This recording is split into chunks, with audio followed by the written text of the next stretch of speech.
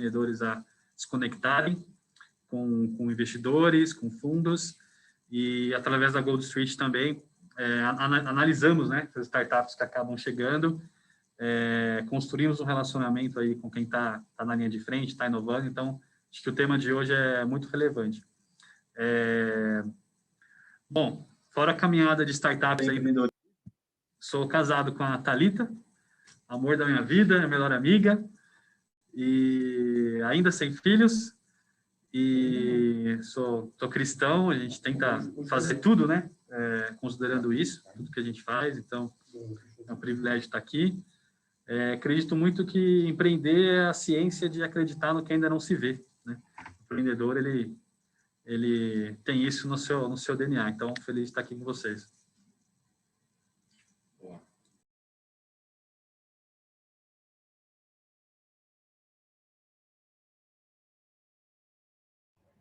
E aí, bom dia, pessoal. Então, Denis Nakamura aqui também. Tenho o prazer de estar trabalhando aqui com esses dois feras aqui. Então, um na minha frente, outro aqui em Nova York.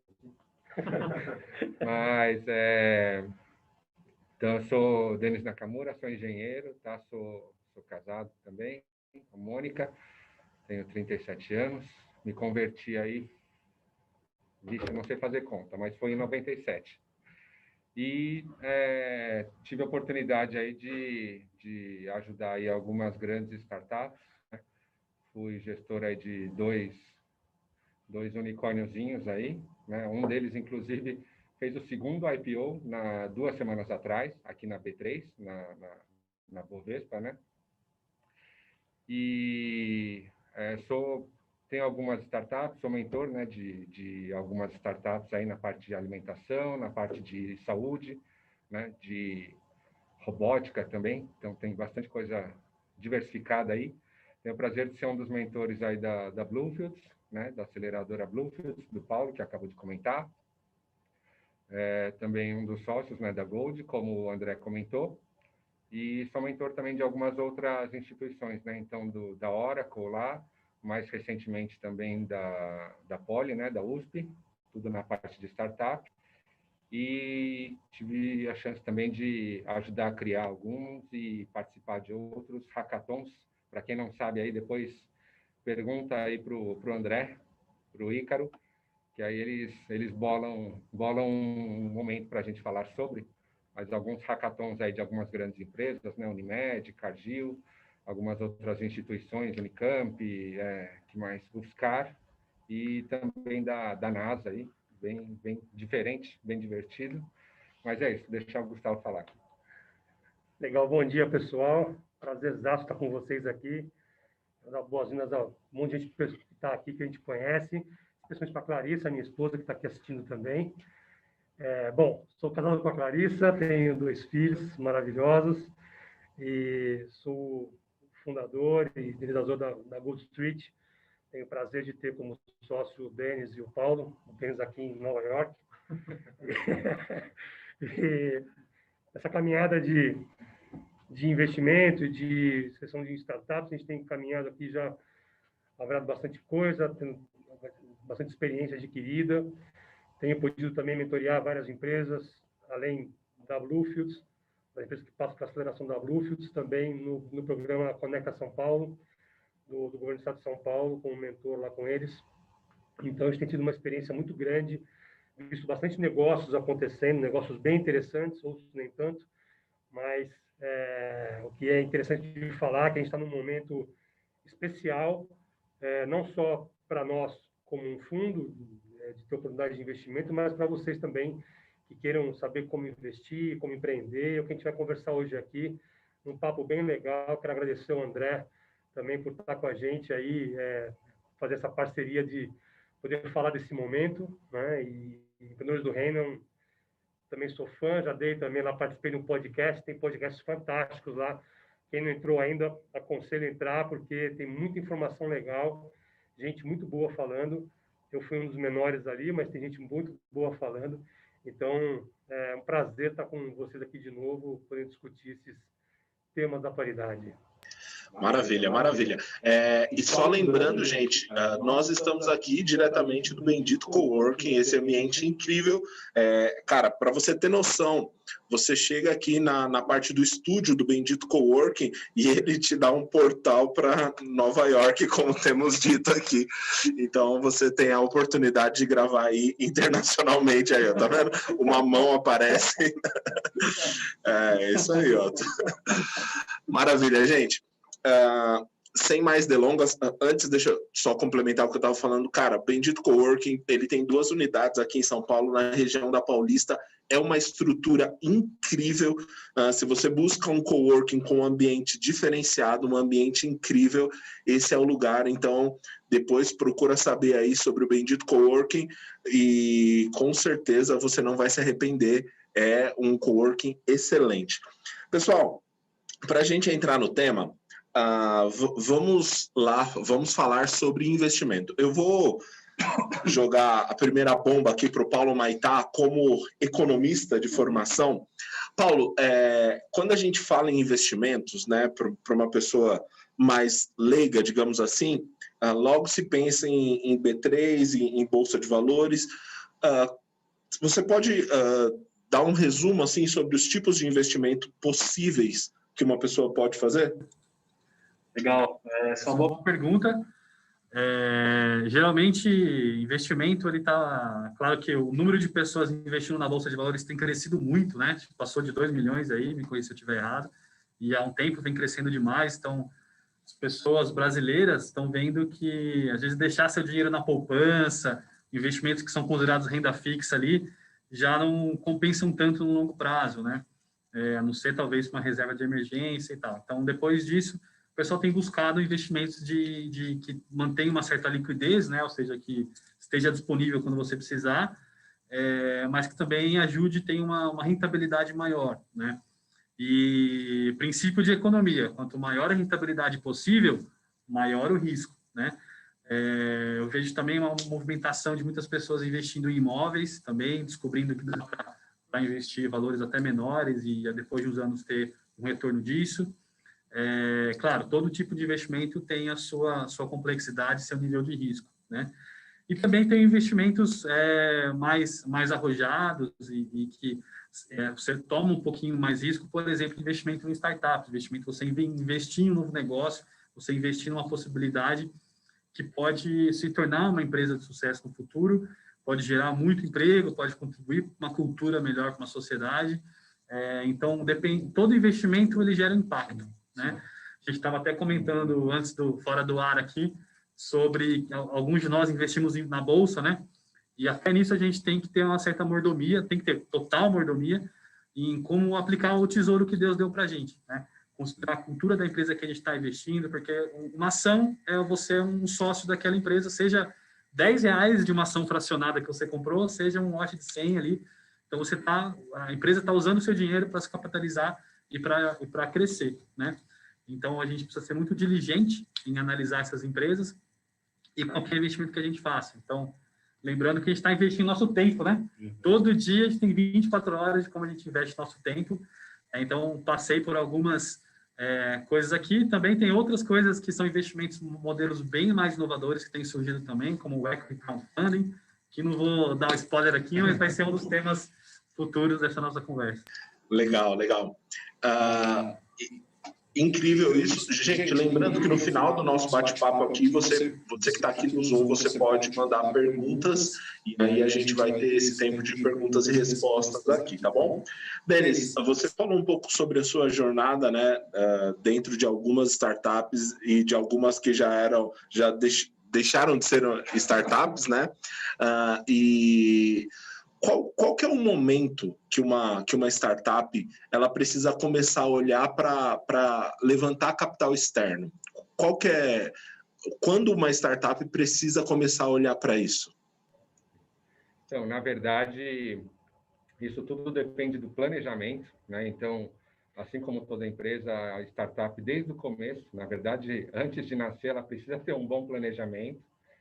E lá nesse planejamento, se você fizer tudo certinho, você já vai ter uma ideia da sua necessidade de capital, né? Sua necessidade de investimento em CAPEX, né? Então, em novas aquisições aí, sei lá, geralmente maquinários, equipamentos, e também sua necessidade de fluxo de caixa, né? De operações. E com isso você já consegue ver o quanto você deve vender, faturar, não é o mesmo termo, mas quanto você deve faturar com a sua startup, e também quanto você deve gastar com essa startup ao longo de cada um dos meses, aí dos próximos 2, 3 anos, e aí você sabe quando vai ficar sem dinheiro. Então, esse é o primeiro ponto, né, que o pessoal precisa analisar bem. E só uma dica só, é que não fiquem chateados quando vocês fizerem esse planejamento e ele não der certo, tá? Principalmente startups early stage, né, mais novas. Quanto mais novo, né, o seu negócio, menos vai bater o que acontecer com o planejamento. Mas o planejamento ele vai te ajudar a direcionar as suas ações, tá bom? Ótimo. O Paulo, ele falou aqui que investimento em startup é um investimento de alto risco, Gustavo. Por que a gente considera o investimento em startup um investimento de alto risco? Bom, primeiro, André, porque são empresas que estão começando a sua jornada, né? Então, como o Denis bem falou, você vai fazer um planejamento, mas nesse meio do caminho muitas coisas podem acontecer e podem mudar o rumo do teu planejamento. Então, o que a gente tem visto hoje em números globais é que de cada 10 startups, uma se dá bem, né? Por que isso? Por conta de influência de mercado. Então, como o negócio está no começo, e aí a gente tem números que são realmente tristes, quando você pega o estudo do Sebrae, por exemplo, das empresas da Causa Mortes, por exemplo, né? As empresas não chegam a 2 anos, grande parte delas, metade delas não chega a 2 anos, 4 anos já vai uma boa, leva embora, né? E as que sobrevivem esses 10%, 15%. Então, a startup, ela realmente é um negócio de risco, porque ela está entrando no mercado, está começando a sua operação e ela pode, então, vir a enfrentar algumas dificuldades inesperadas, como uma pandemia, por exemplo, né? Algumas se deram muito bem numa pandemia, viram uma oportunidade, e outras sucumbiram, né? Outras realmente não conseguiram passar por essa fase. Então, são ações externas que podem influenciar o negócio. O empresário tem que estar bem atento a isso, né? Só queria pegar um gancho sobre a pergunta que você fez para o Denis. Em quando buscar investimento, busque quando não precisar do dinheiro. Porque se você estiver precisando, você vai falar com um fundo, vai falar com buscar investimento, você vai na pressão de precisar do dinheiro e as coisas podem, então, desandar. Porque o fundo não trabalha tão rápido assim no conhecimento, na estruturação de investimento. Então, planeje-se para você poder antecipar essa necessidade e buscar o investimento no momento onde você possa se planejar para receber isso, e não na necessidade de ter que receber imediatamente. Posso complementar só? Falar, pessoal, geralmente uma captação aí de investimento, ela, quando é rápida, ela demora aí uns 3 meses, tá? Mas o normal é demorar aí meio ano até um ano para você conseguir o dinheiro. Então, tenta se planejar mesmo com meio ano, um ano de antecedência, porque senão pode ser que você não consiga a tempo. Ótimo. Tem outro ponto também relacionado a isso. Como empreendedor, você precisa se planejar para não ficar precisando de várias rodadas, uma seguida da outra, né? Então, principalmente a tarefa do CEO dessas empresas, dessas startups, buscar esses fundos, se for estratégia da startup isso, né? Seja por motivo de planejamento, de tempo que leva para o negócio maturar e break-var, ou porque quer crescer mais rápido. Então, já trabalhei no Meditech, que hoje é uma das principais do Brasil, o Hero Spark. A gente não precisava de dinheiro, mas, os concorrentes chegando, a gente também precisa crescer mais rápido. E isso também é um motivo interessante para você se capitalizar. A gente recomenda você se planejar, assim, no mínimo 12 meses. Então, quanto que eu vou precisar para os próximos 12 a 18 meses, idealmente, eu não precisar de uma outra rodada, né? Imagina se levantar capital para 3 meses, para 6 meses, é muito pouco, para isso gerar um resultado tão expressivo. Então, é importante também ter esse planejamento de tempo. E o que eu tenho visto é interessante, porque às vezes o empresário tem medo de pedir o dinheiro. Mas eu vou pedir 1 milhão? Ué, se 1 milhão é para você sobreviver, para você crescer e expandir durante 12 a 18 meses, peça 1 milhão. né? Mas você tem que ter o seu plano também de negócio aliado ao seu pedido de investimento. Então, ele acaba pedindo só 100 para não ter problema. Não, peça o que você precisa para o seu planejamento funcionar. Né? Então, tira essa paradigma da cabeça que eu estou pedindo muito. Não, peça o que é necessário de acordo com o seu planejamento. E aí você vai ter felicidade no futuro. Ótimo. Gustavo, na sua primeira resposta, você falou sobre que o fundo às vezes não analisa tão rápido, o Denis até complementou sobre isso. De onde vem o dinheiro de um fundo? Uma vez que os três que estão aqui são sócios, né, da Gold Street e vocês têm um fundo, de onde vem o dinheiro do fundo? É do bolso de vocês? Como de onde entra esse dinheiro? Bom, um fundo, na verdade, é uma bolsa de dinheiro que investidores colocam ali, né? Entendendo que aquela gestora que está gerindo esse fundo, essa bolsa de dinheiro, tem a capacidade de escolher bons negócios, né? Avaliar bons negócios e fazer bons investimentos ali. Então, o dinheiro vem de investidores, pessoa física ou jurídica, né? O investimento em fundos, você tem vários valores iniciais que você pode investir. A gente fez uma captação, aliás, tem escola aberta, que é a partir de 10 mil, por exemplo, uma captação específica para uma startup. Então, a gente abriu, focando nessa startup, um fundo para essa startup especificamente, e o investidor podia entrar a partir de 10 mil. Então, tem gente que investiu 10, tem gente que investiu 20, 50, 100. Então, depende do apetite do investimento, né? A pessoa pode entrar ali. Então, o fundo, ele é basicamente isso. Ele pega dinheiro de investidores, seleciona bons negócios, né? No caso de Venture Capital, vai selecionar startups para poder investir, faz a estudo dessa startup, que leva esse tempo que a gente acabou de falar, e aí sim você vai fazer o aporte planejado desse investimento. Que legal. Eu imagino que parte do dia a dia de vocês é receber e-mails, pitch de um monte de startups, e parte também significativa do dia a dia de vocês é dizer não, né? Conta pra gente, e aí quem quiser responder, eu acho que os três podem dar cada um uma visão sobre isso, o que um fundo leva em consideração na hora de escolher uma startup, de escolher um caminho para investir. Tem muita coisa para falar sobre esse tema aí, André. É uma pergunta bem legal de responder.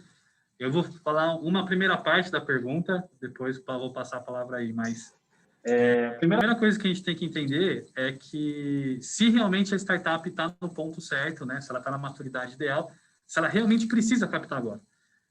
Então, nem toda startup precisa levantar capital e nem está no momento certo, né?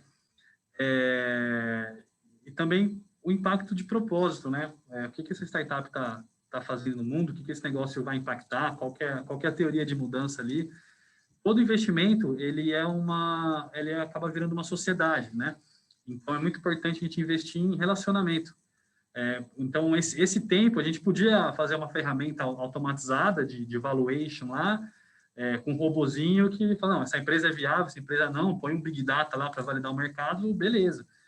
Mas não é isso que a gente quer, né? A gente quer conhecer o empreendedor, conhecer a história dele, conhecer o time, saber o que está batendo no coração dele, se também bate no nosso, né?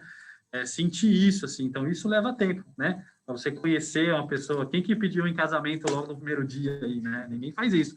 Então, até por isso que leva esse tempo. Mas acho que o primeiro passo é entender se é o momento certo, né? Como que eles vão fazer com esse dinheiro, se realmente eles precisam dessa captação agora. Boa, ia completar também que realmente um dos principais pontos são as pessoas, né, por trás desse negócio, desse novo projeto, startup, né? E aí, fora essas dicas todas que o Paulo deu, a gente e os outros, né, os demais também, as outras venture capitals, né, os outros investidores profissionais, digamos assim, eles também analisam a empresa como um todo, né? Então, falando um pouco mais de hard aqui, acaba analisando bastante o modelo de negócios atual da empresa, né? Como que ela vai se sustentar agora.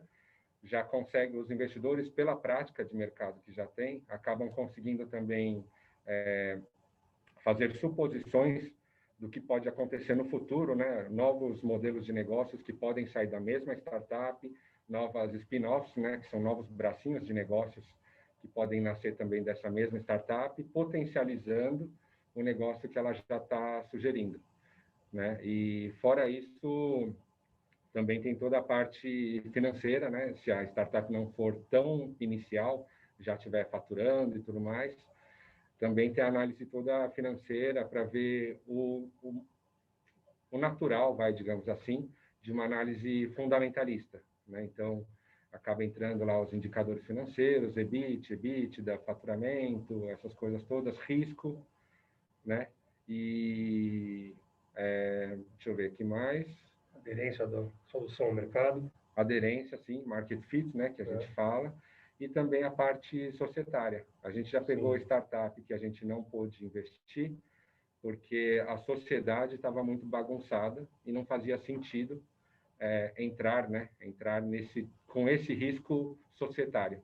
É bem interessante o tanto de coisa diferente que acaba passando pela nossa mão, né? Tem um ponto também que a gente comentou já aqui, mas que eu queria reforçar, é a questão dos sócios, né? Acho que 90% da análise de um negócio, a gente está olhando quem são os empreendedores que estão à frente dele. O Warren Buffett falou que ele prefere investir num negócio mais ou menos com bons empreendedores do que investir em um bom negócio com investidores mais ou menos, né? Com empreendedores mais ou menos. Então, a gente olha muito para o empreendedor. E a gente também já vi muitos negócios onde os sócios se sobrepõem.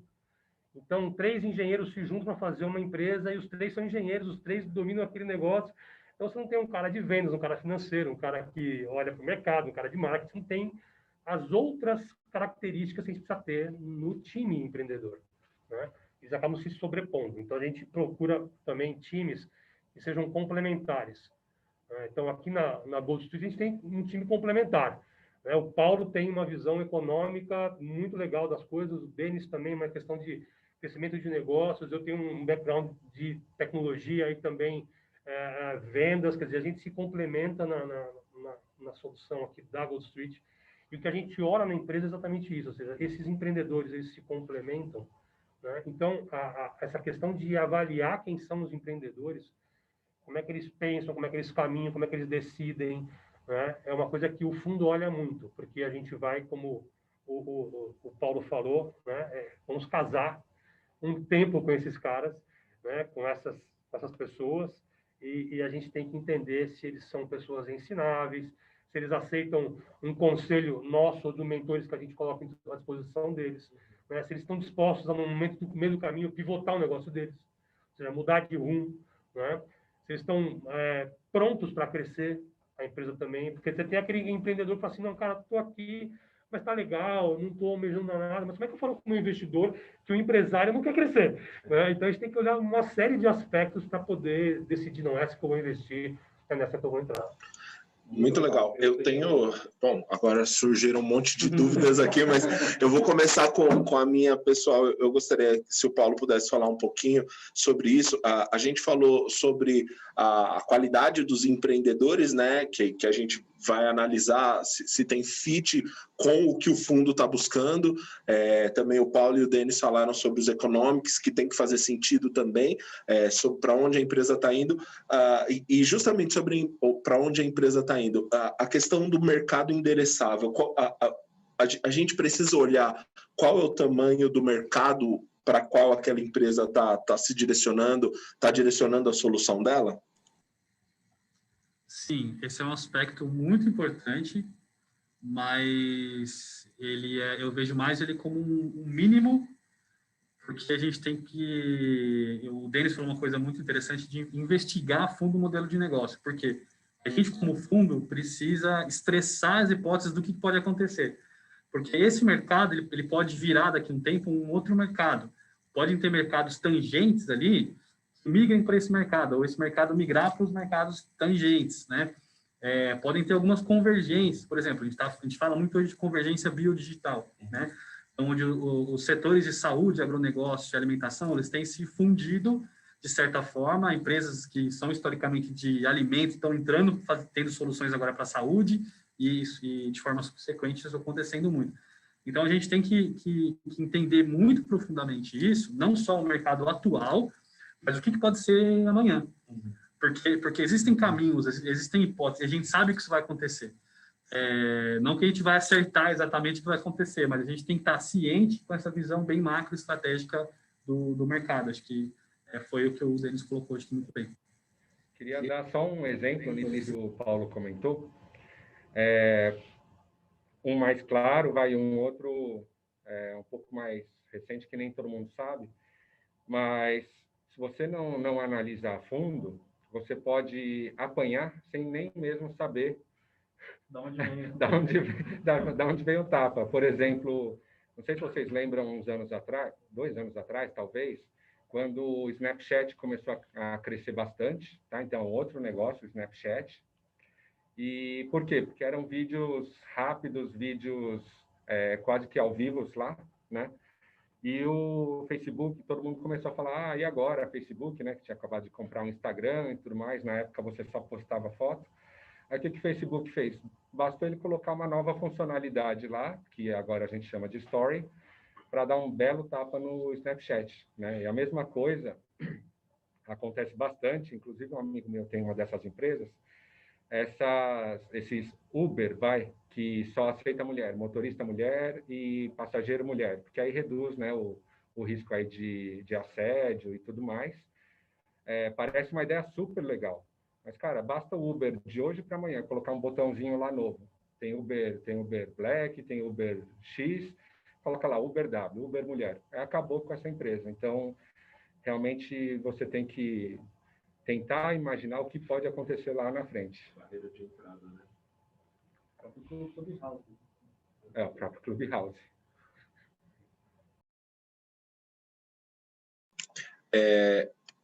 Uma coisa que vocês trouxeram aqui que eu achei super interessante, que o Paulo primeiramente colocou assim, gente, aqui a Vivian está pedindo indicação de livros, já vai preparando aí, pessoal. Eu já tenho um aqui para indicar também, mas legal. O Paulo colocou sobre a questão do fundo entender para onde o empreendedor está indo, e o Paulo colocou nas seguintes palavras: se o coração dele bate igual ao nosso, se o que move ele nos move. Agora, do ponto de vista do empreendedor, o que o empreendedor tem que analisar também sobre o fundo? Porque, e eu queria até perguntar isso tanto para o Denis quanto para o Gustavo, porque vocês já participaram disso, né? E o que o empreendedor tem que olhar para o fundo? O que o fundo tem que me entregar? Eu, como empreendedor, o que eu preciso enxergar nesse fundo? Vamos quebrar mais um paradigma aqui. As verdades aparecendo aqui. O empreendedor, ele tem que entender que os fundos que estão por aí, cada um tem sua tese de investimento. Ou seja, tem aquilo que ele quer investir e que apraz mais ao fundo investir naquele negócio, né? Então, quando o empresário vai atrás de um fundo, ele tem que entender quem é com quem está falando. Será que esse fundo, quando eu me juntar a ele, quando eu receber o investimento dele, ele vai pensar como eu penso? Será que ele vai entender que o meu negócio tem que tomar essa direção porque ele tem a mesma filosofia que eu tenho? Né? Então, é um casamento realmente. Você vai ter que entender quem é o teu outro parceiro lá do outro lado. Ele pensa como você pensa, ele pode te ajudar, ele pode agregar para você, ou ele vai só te cobrar resultado e vai fazer você crescer de qualquer forma e depois ele sai e te deixa na mão, né? Então, você tem diversos tipos de fundo. Vou falar um pouco da Gold Street, como é que a gente funciona. Né? Nossa tese de investimento, a gente investe em empresas no early stage. Então, são empresas que estão começando. Por que a gente investe nesse tipo de empresa? A gente teve acesso a uma pesquisa um tempo atrás, do Pipe Social, que as empresas de impacto social elas tinham dificuldade em conseguir captação de recursos nessa fase da vida delas. Então, havia um gap de investimento ali e elas não conseguiam recursos, tinham que ir para o mercado financeiro, pegar dinheiro a juros e é uma coisa que prejudicava o andamento delas. Então, a gente entendeu que era uma posição que a gente podia entrar e para nós era interessante, porque são empresas num começo de valuation, num valuation mais baixo, onde a gente pode aportar o capital, não só financeiro, mas tudo aquilo que a Gold Street pode ofertar em termos de capital intelectual, né? Então, os nossos mentores, os próprios sócios, conhecimento que tem, os nossos relacionamentos, a gente pode aportar isso para as startups, fazer com que elas cresçam, né? Então, já começa a definição da minha tese, ou seja, eu vou para empresas de early stage, a gente busca empresas de crescimento alto, né, que tem uma chance de crescimento elevado. Então, a gente está olhando para negócios digitais, negócios que estão ali, mas não só, lógico, né? A gente também está olhando para empresas que tragam impacto socioambiental. Então, ela tem que, no trabalho dela, ou seja, no serviço, produto, trazer impacto socioambiental ou ter uma tese de mudança associada ao negócio dela, né? Para que ela traga, para que ela promova esse impacto socioambiental. E nós temos um terceiro pilar, que é o impacto no reino, né? Empresários cristãos que queiram transformar os seus negócios como negócios que a gente chama de Kingdom Business. Que legal, que legal. Então, se o empresário não está adequado a tudo isso, não está batendo com aquilo que o fundo pensa, né? Agora, se o empresário realmente entende, não, poxa, essa filosofia que eles têm ali, essa tese que eles têm, é como eu penso, vamos se aproximar, né? Então, é um fundo que eu posso me aproximar. Tá? E aí, a gente, então, nessa caminhada, a gente avaliou ali 300, 400 empresas, mas a metade não tinha aderência à nossa tese, né? Então, é uma coisa que você, para buscar, tem que olhar quem é o fundo, quem são as pessoas.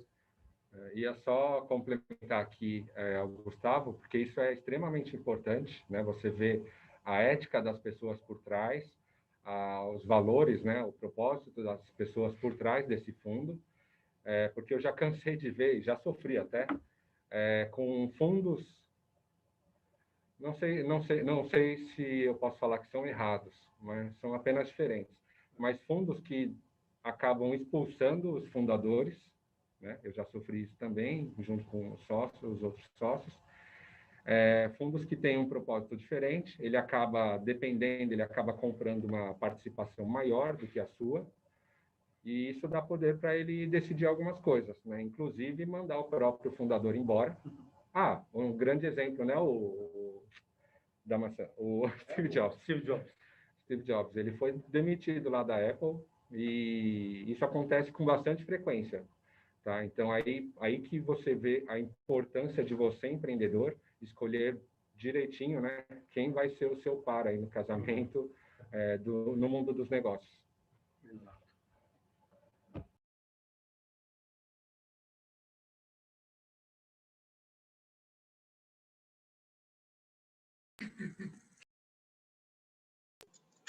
Desculpa aí, gente, sair da tela aqui. O Paulo já se adiantou aqui também, já dando as dicas de livro.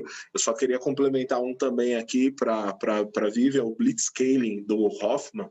É um manual, assim, para você entender sobre essa parte de venture capital, investimento e tudo mais. Gente, agora vou mudar um pouquinho a ótica, tá? Até então nós fizemos... eu fiz perguntas de como o empreendedor deve avaliar, qual o melhor fundo para ele avaliar. Agora é o seguinte, eu quero me tornar um investidor junto com vocês. Eu vou ter que... Como que eu faço isso?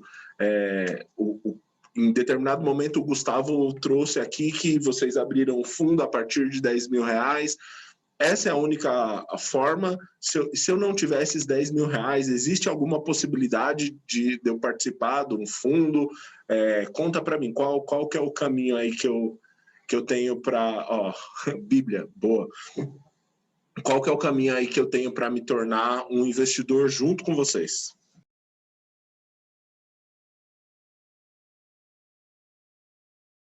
Aqui. Bem, você tem algumas formas de investir em startups, né? Através do fundo, então, para quem tem um valor um pouquinho maior, você pode investir através do fundo, que te traz algumas seguranças do investimento, como toda a estrutura, parte jurídica, acompanhamento, gestão da startup, né? Você pode fazer um voo solo, né? E ser um investidor anjo de querer aportar você numa startup, onde o seu risco é muito maior, porque você vai estar investindo num único negócio. Então, para você conseguir diluir esse risco, tem que investir em vários negócios, e aí você vai ter que acompanhar vários negócios, e então você tem esse apetite também, né? E tem também a modalidade de crowdfunding, que é um investimento coletivo. Isso não é tão novo aqui no Brasil, mas tem tomado um corpo muito legal agora, nesses últimos tempos. As pessoas que têm um valor a investir, nós temos uma captação aberta, hoje, inclusive, a partir de R$3 mil. Então, junto com a SMU, entra lá em parceiros, tem a Gold Street, clica ali, você vai achar uma oferta que a gente está fazendo da Pague Condomínio. É uma startup de fintech, de meio de pagamento. Ela está buscando no mercado R$600 mil e dando em troca 14% da sua operação. Né? Então, ou seja, é um negócio que está dentro da nossa tese, como a gente falou, está adequado àquilo que a gente pensa. E o investidor pode, a partir de R$3 mil, ser dono de uma startup. R$3 mil? Nesse caso, R$3 mil. Rapaz, olha aí, ó. Vou virar investidor. Agora, posso colocar no meu LinkedIn, que aí agora eu sou investidor de Venture Capital. A gente está como investidor líder nessa operação. Então, a gente, como eu falei, a gente formou um fundo para entrar nessa operação. Nós também colocamos dinheiro da própria Gold Street nesse negócio, então a gente está entrando junto com os investidores, investindo nessa oportunidade. E o investidor que, vamos dizer, menor, pequeno, ele pode fazer a sua carteira de investimentos em startups através do crowdfunding. É uma metodologia, é uma forma de investimento regulada pela CVM, tem a segurança da CVM que está olhando o que está acontecendo ali, está regulando o mercado. A SMU, que é a nossa parceira de investimento no crowdfunding, ela é registrada na CVM. A Pague Condomínio foi submetida à CVM para ter esse investimento. Então, é um investimento todo regulamentado, né, pela 588, uma norma da CVM. E a Gold Street é um investidor líder que dá não só essa carga do investimento, dessa segurança de que nós estamos investindo junto, mas também a gente vai aportar todo o smart money que a gente comentou, as mentorias, o acompanhamento, os relacionamentos. A gente está junto para fazer essa startup decolar e ter um bom resultado. Então, exatamente como o Gustavo falou aqui, eu vi que o André comentou. E é só aproveitar a pergunta aqui do Moacir, realmente, Moacir Santos. Quem nunca investiu, por onde começar, né? Como o Gustavo comentou, um bom local para se começar é um fundo, sem fazer propaganda própria aqui, mas é um fundo por quê? Porque, sem brincadeira, tem aqui, o Paulo já acelerou diversas startups, Gustavo conversa diariamente com infinitas startups e investidores, tá? Eu já pude participar de startups de sucesso, digamos assim. Então, a nossa experiência, por exemplo, acaba reduzindo um pouco, né? Sempre tem o risco, mas acaba reduzindo um pouco o risco de quem ainda não conhece, né? Não conhece tão bem aí o mundo das startups, né? Então, vale a pena se filiar com um fundo para reduzir o seu risco, né? Afinal de contas, você meio que usa o conhecimento de todos os colaboradores do fundo a seu favor, né? É para isso que existem esses fundos. E também é importantíssimo, né, você começar a investir, até a Vivian Dantas perguntou aqui, só para quem quiser investir, primeiro, para quem quiser investir aqui com a Gold Street, só basta mandar direct, mandar mensagem para um de nós, ou para a própria Gold, tá? Que a gente encaminha. E retomando, né, o que o Gustavo comentou, aqui, nesse caso que a gente está captando abertamente aqui para Pague Condomínio, dá para começar a investir a partir de R$3 mil, né? E é importante, pessoal, eu recomendo bastante investir em startup para que você comece a entrar um pouco na nova economia, tá? Para você saber como funciona esse mundo das startups, que as startups estão ficando cada vez mais fortes, né? Elas já dominaram o nosso dia a dia, né? Quem que não tem instalado aí no celular, né? Facebook, iFood, Uber e muitos outros. Então, é muito importante que realmente você entre de alguma forma investindo pouco, né? Com pouco risco. É até melhor para você não só aprender sobre esse mundo, mas também, dependendo da sua idade, você poder entender como que vai ser um pouco mais, né? Como vai ser o mercado de trabalho aí dos seus filhos, né? Ou dos seus netos, porque é bem diferente de 15 anos atrás, né? Muito legal. Você tocou num ponto aí, Denis, que eu acho bem interessante também, além da possibilidade de eu entrar com pouco dinheiro, né? Com R$3.000 eu já consigo. Agora, isso ser um ativo para aprendizagem, né? Eu posso aprender com vocês, a tese de investimento de vocês, como investidor. Eu coloquei lá, aportei meus R$3.000 no fundo, chegou ao investimento de 600 mil, né? Que o fundo pretende colocar na PAC Condomínio, né? Esse é o nome, né? Chegou nesses R$600.000. Beleza. Das reuniões, eu vou ter relatórios, por exemplo, dos economics, eu vou conseguir aprender com vocês como funciona a gestão de uma startup, porque para mim esse seria o melhor ativo. Por exemplo, cara, tá ouvindo olhar esses números, mas não só olhar números, ver a visão do Gustavo sobre esses números. Cara, do Denis, que fazedor de unicórnio aí, como o Denis enxerga isso, sabe? Do Paulo, que fala com um monte de startups. Eu vou ter a visão de vocês e vou poder aprender com isso? Tem dois cenários, né? Aquele investidor que foi no crowdfunding e colocou seu dinheiro lá no investimento coletivo, ele vai ter na ferramenta todo o acompanhamento da startup, da vida dela, durante o investimento dele. Então, ele vai ter trimestralmente um relatório financeiro da startup, da evolução da startup, vai ter uma projeção da valoração que teve essa startup de acordo com o fluxo de caixa dela, né? Qualquer fato importante vai estar registrado ali também. Então, tudo que for da gestão da startup vai estar dentro da ferramenta, dentro da plataforma de investimento do crowdfunding. Quem investiu com a Gold vai ter também esses relatórios de acompanhamento, mas também vai ter alguns eventos onde a gente vai trazer o empresário para falar como é que está acontecendo, como é que está andando, quais são os caminhos que ele está tomando, ou seja, o fundo está muito próximo da startup e a gente vai colocar essa proximidade também com o investidor, para que ele possa acompanhar o investimento, ele possa acompanhar o empresário como é que está caminhando, ver para que rumo que está indo, né? E entender e sentir qual é o crescimento que está tendo o negócio que ele investiu. Tá? Então, o fundo ele anda muito próximo da startup. Tá? Então, ele tem essa relação pessoal com os empreendedores, né? As próprias mentorias que a gente dá, os mentores nossos que a gente coloca à disposição. Então, a gente tem muita informação assim, imediata, vamos dizer. Acontecer, a gente está sabendo praticamente o que está acontecendo ali. E tem muita coisa interessante que está acontecendo com a PAI Condomínio. Eu não vou citar agora aqui, porque nem poderia, né? Mas é uma empresa que tem uma expectativa de valoração através da ferramenta da SMU, inclusive. Eles têm 3 cenários lá, você pode fazer uma simulação. No pior cenário, você vai perder o seu investimento, porque é um negócio de risco. Então, a startup não deu certo, faliu e você perdeu o seu dinheiro.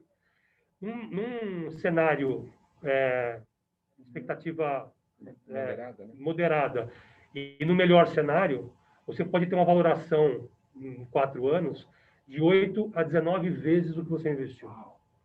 Essa é a projeção para o condomínio.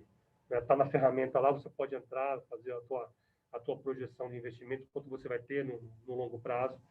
Então, é um negócio promissor, é um negócio que está no mercado de nicho, mas é um nicho que tem crescimento exponencial, porque todo condomínio que ela entra oferecendo o serviço dela, você pode multiplicar por 84, que é o número de unidades médias em um condomínio. Então, assim, é um crescimento que a gente vê que é bem acelerado, ela está bem posicionada, tem boas conexões com o mercado, é um negócio que a gente avaliou e que realmente pode trazer um resultado bom. Só uma coisa, coloquei brincando aqui quando você falou de 8 a 19 vezes, eu já coloquei aqui no chat, 8 vezes 3 mil. Basicamente isso. Lembra que é um investimento de longo prazo hoje, né? Não tem liquidez esse investimento. Por quê? Porque nós vamos pegar esse dinheiro e colocar dentro da startup, então ela não tem liquidez, você não consegue tirar amanhã o seu dinheiro, né? Tem umas regras lá que impedem que você tire o seu dinheiro de um momento para outro. Há uma expectativa grande do mercado para a abertura do mercado secundário, também do crowdfunding, ou seja, quem investir no crowdfunding vai poder negociar a sua participação, mas isso a CVM está ainda estudando e está criando a regulamentação para isso. Não está no mercado isso, então não é uma coisa que você pode contar que vai acontecer, mas fica atento que pode ser que, de repente, isso saia e o mercado comece a ter liquidez, porque você vai conseguir negociar o que você adquiriu no crowdfunding, né? vamos ter uma concorrência legal para a B3 aí, com as startups aparecendo, e bons investimentos podem ser feitos aí. Queria só complementar, por exemplo,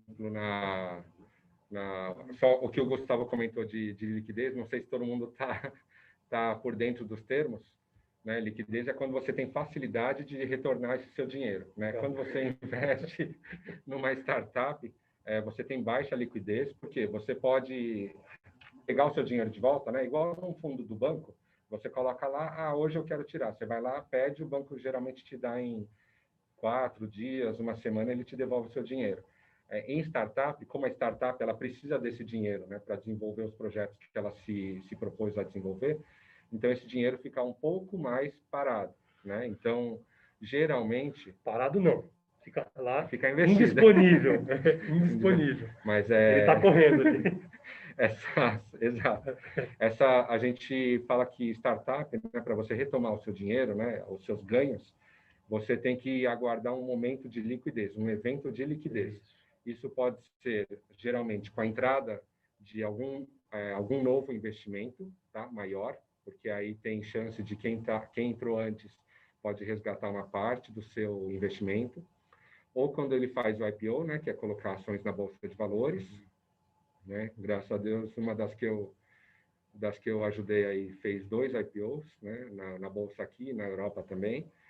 E outro, que é o que o Gustavo falou de mercado secundário, é justamente esses IPOs, esses eventos de liquidez, quando você pode vender as ações no mercado, na Bolsa de Valores, mas para empresas menores, né? Isso é a parte aí de mercado secundário. E só da parte da Pag Condomínio, olha que interessante o que o Gustavo comentou, de como a gente analisou, né, para aceitar investir nela, né? Então, realmente tem a fase de avaliar o empreendedor, avaliar o negócio, e o negócio, como o Gustavo comentou, é um negócio que as pessoas precisam, né? Então, por isso, esse é um dos motivos que fez a gente aceitar a Pag, no caso, né? Só de um exemplo aqui, que a Pag, ela acaba transformando quem mora em apartamento e paga boleto de condomínio aí, sabe? Todo mês chega o boleto. Mês passado eu fiquei muito bravo porque eu esqueci de pagar o boleto do mês retrasado e só de multa veio acho que 150, 200 reais. Tá? Isso acontece direto. Isso atrapalha a minha vida, que eu joguei dinheiro fora, e atrapalha a vida do condomínio porque ficou um mês e meio mais ou menos, sem o dinheiro do Denis para poder fazer as coisas que ele tem que fazer, né? Pagar segurança, pagar água, luz e tal.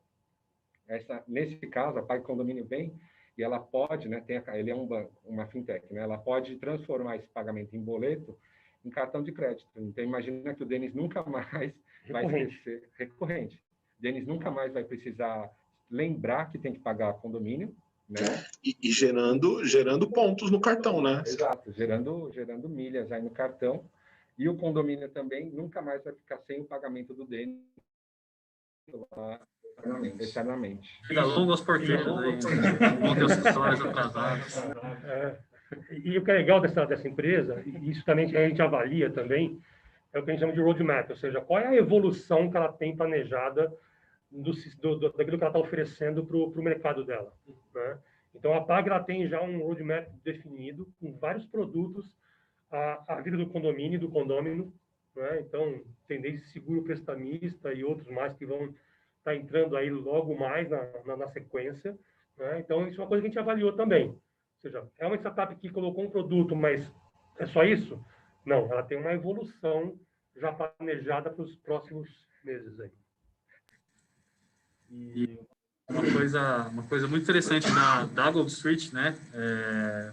Por mais que a gente tenha alguns diferenciais da equipe, dos mentores, do modelo de investimento e tudo mais, um dos diferenciais é a questão que a gente acredita que investindo em Kingdom Business, né? Empresas do reino, empreender no reino não está por acaso, a gente consegue mudar o Brasil, né? Então, imagina que a gente tem vários negócios que são pequenininhos hoje. As startups de hoje, elas são os grandes negócios de amanhã, né? Elas começam pequenininhas, começam precisando de se capitalizar e tudo mais, e essas startups que a gente está olhando. E a gente quer, de certa forma, que esses negócios aumentem o impacto deles na sociedade. Então, imagina que a gente tenha várias startups nesse modelo de Kingdom Business hoje que vão crescer, vão se tornar gigantes, com uma cultura estimulante, com muita ética, tratando as pessoas de uma forma de valores, tendo programas de impacto junto com seus modelos de negócio. Então, ou seja, a gente acredita muito que isso é uma coisa que pode mudar o país. Então, a gente quer investir em negócios, empreendedores que compartilham esse propósito. Tá? Que incrível.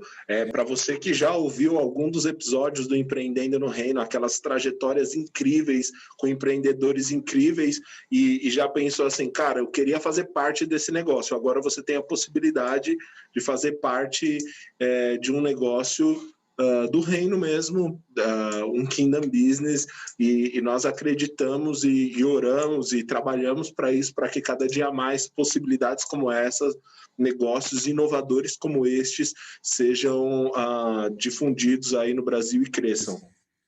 E quem sabe um dia a gente chega no nível que você vai abrir lá as ações da Bovespa, da B3, vai estar lá um Kingdom Business para você, tipo, que essa empresa aqui, eu apostar aqui, eu vou comprar cotas porque eu conheço os valores, eu sei que eles estão abençoando famílias, pessoas, e, enfim, acho que isso é um sonho, né? Claro que não necessariamente só isso, mas um exemplo do que pode acontecer para frente. Posso ouvir um amém?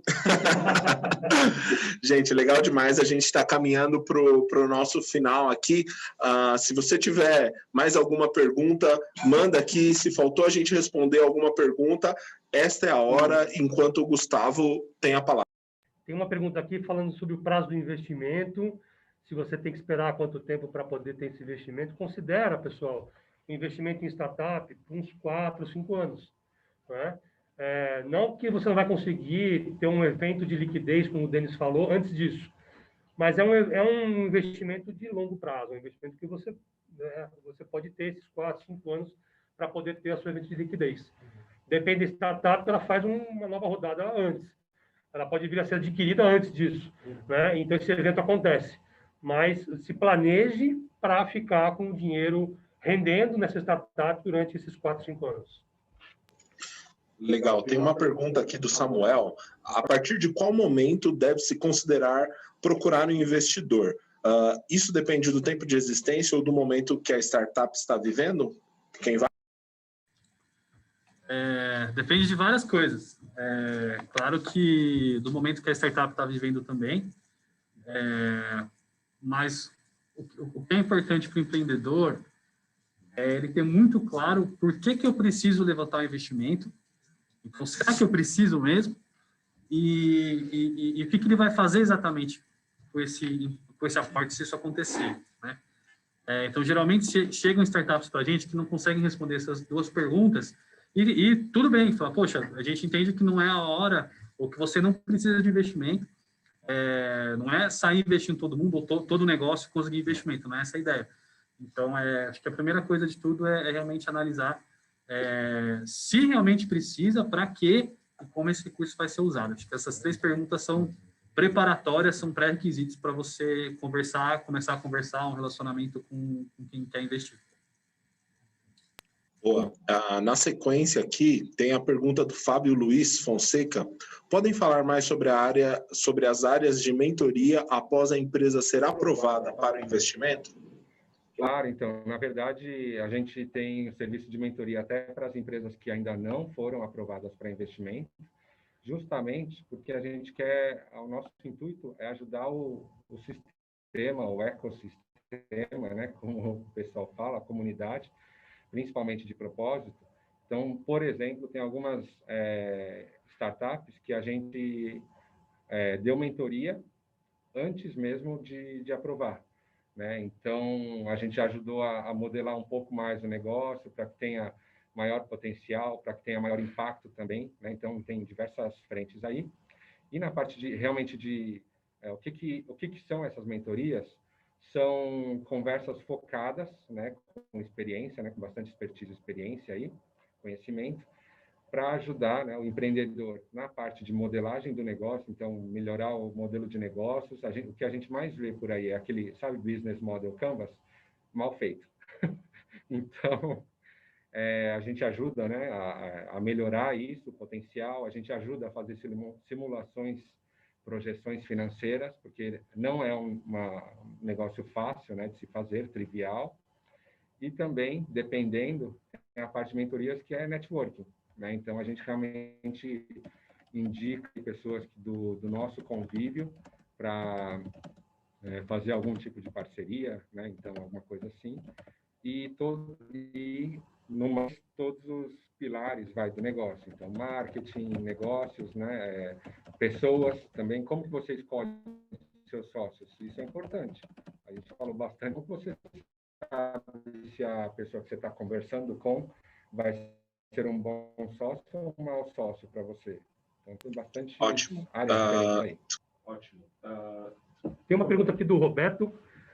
Primeiro, um abraço, Roberto. Possibilidade de um investidor se tornar sócio da startup.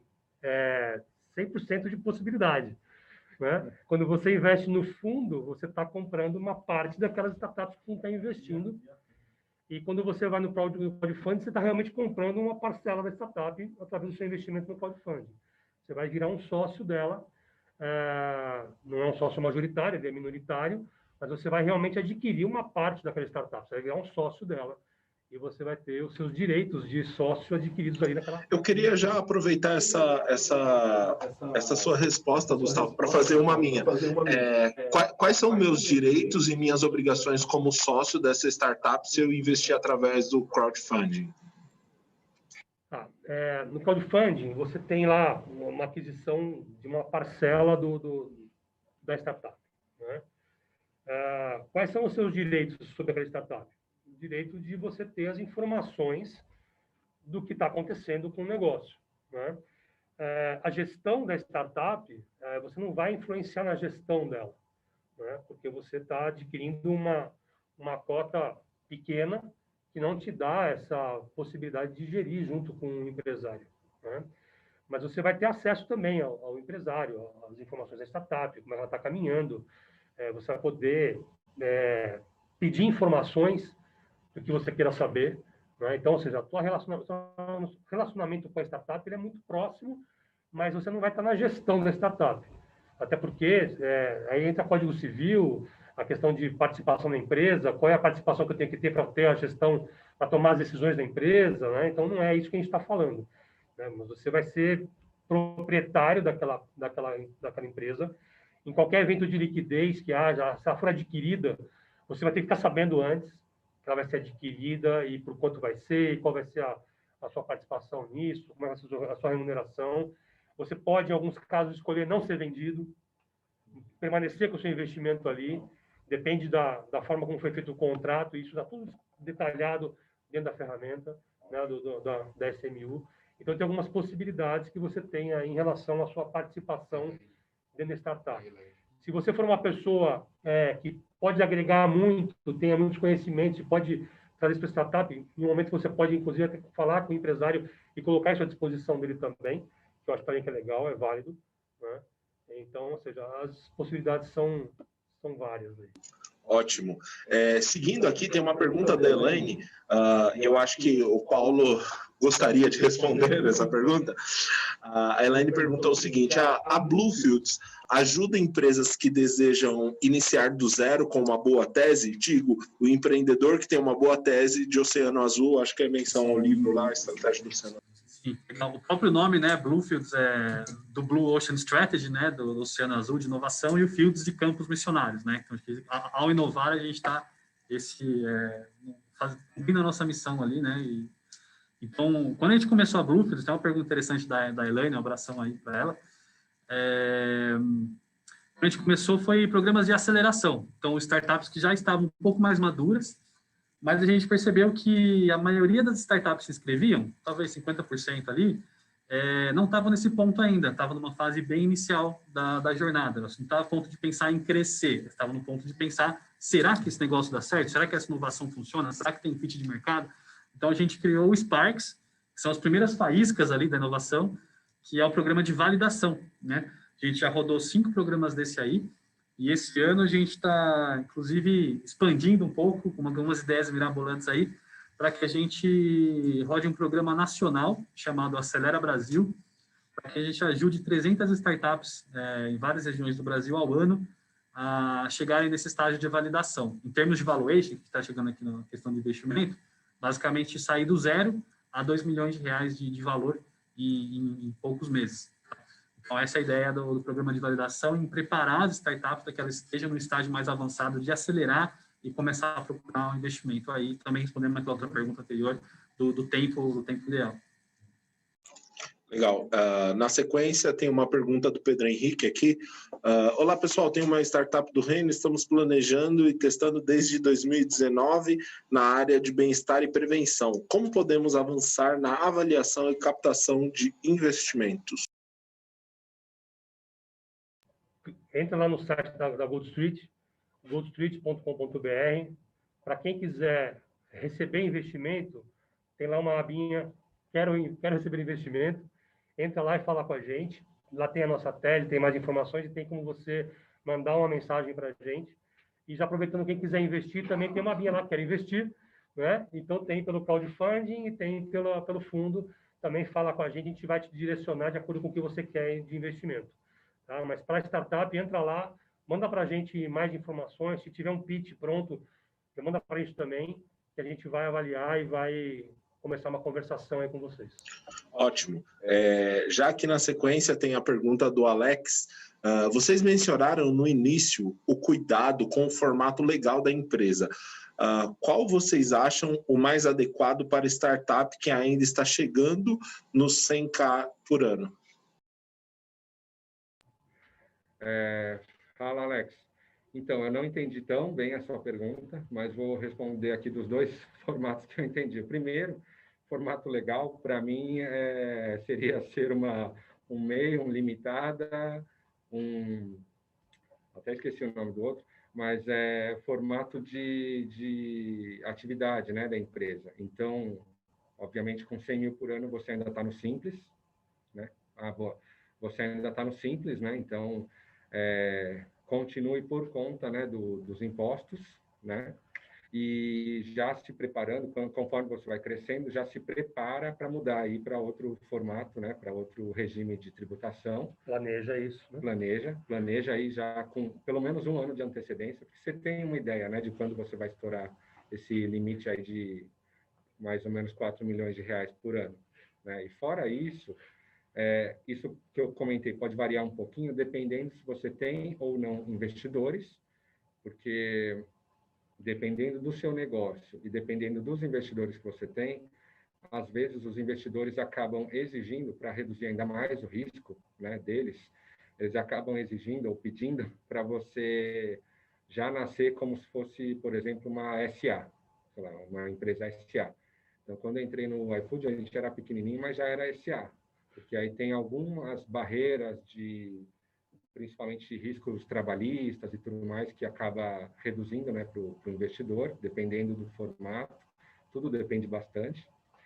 E também do que a gente mencionou lá em cima, lá atrás, né, lá em cima porque eu estou vendo o chat, mas lá atrás, é que você também precisa se preparar, se você for receber investimento, você precisa se preparar para poder ir atrás de investimento. Então, tem alguns formatos, algumas coisas que já são mais exigidas por investidores profissionais, né? Que é o caso do nosso fundo de investimento aqui, por exemplo, que é que o seu contrato social ele esteja bem organizado e bem definido para saber quem vai fazer o quê, né? O papel dos administradores. Também tenha já um contrato aí de acionistas, né? Um acordo de sócios, acordo de cotistas, acordo de acionistas, tudo a mesma coisa, que lá também define qual que é o risco, qual que é o papel de cada um dos acionistas, incluindo os investidores, por menor que eles sejam, mesmo que o cara tenha, sei lá, 1%. O seu colaborador, que é o melhor colaborador da empresa, e você deu 1% para ele. Ele está lá também regido pelo acordo de acionistas, e isso acaba dando uma segurança para o próximo investidor, né, se você for captar, de que a empresa funciona daquele jeito, né? Então, acho que eu respondi a sua pergunta, né? Uma coisa que é importante nessa parte de cap table, né, é isso para os sócios, tá? Se você tem lá 3 sócios, 4 sócios, Gente, não precisa ser 25% para cada um, um terço para cada um, porque a dedicação ao negócio, a importância, ou sei lá o que, tem fatores que diferenciam um sócio do outro. Então, nada errado em um ter 30%, outro ter 20%, outro ter 50%, não tem nada de errado com isso. Tá? O cap table tem que refletir aquilo que aquele sócio está dando para o negócio. Qual é o envolvimento dele, o que ele está aportando no negócio. Então, isso também é uma coisa que a gente olha muito. E quando a gente vê lá 3 sócios, cada um tem um terço. E você faz o quê? Eu trabalho em outro lugar, mas eu... E você? Não, eu estou 100%. Isso no futuro, se você não está acordado direitinho, se você não conversou e fez um acordo de acionistas, como o Denis falou aqui, vai dar problema.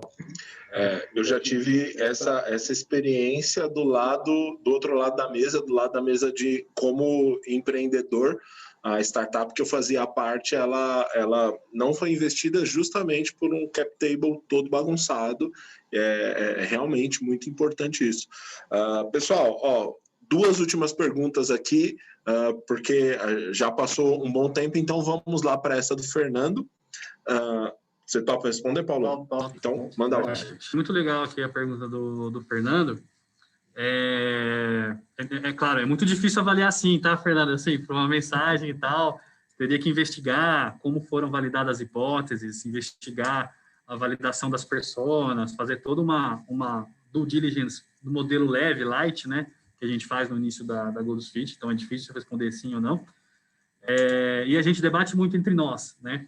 Então, entre nós, eu, Denis, Gustavo, a gente estressa muitas hipóteses, um não concorda com uma opinião do outro, vamos investir ou não, um levanta alguns riscos que os outros não tinham pensado. Eu tento fazer muito o papel do contra ali, né? Falar, pô, isso e aquilo. E muitas vezes a gente conversa muito sobre modelagem de negócio e tenta analisar essas startups bem a fundo, né? Uma coisa que a gente faz bastante entre nós. Eu acho que um protótipo via Figma é muito interessante para começar. Entendo que o modelo de prototipagem Figma ele ainda não é um MVP. Por que ainda não é um MVP? Porque o MVP ele é o mínimo produto viável, então você já precisa conseguir vender ele. Um protótipo mesmo funcional via Figma, ele é algo que você está testando. Você está testando ali, prototipando, é uma parte mais de ideação do que de product market fit, né? Algumas hipóteses validadas via protótipo funcional, que na minha opinião não é um MVP ainda, elas são muito úteis, que vão dar o cheiro do negócio ali. Possivelmente pode acontecer ou não, mas muita coisa, na verdade, tudo começa a acontecer de verdade quando começam as primeiras vendas, né? Você não consegue vender protótipo funcional via Figma.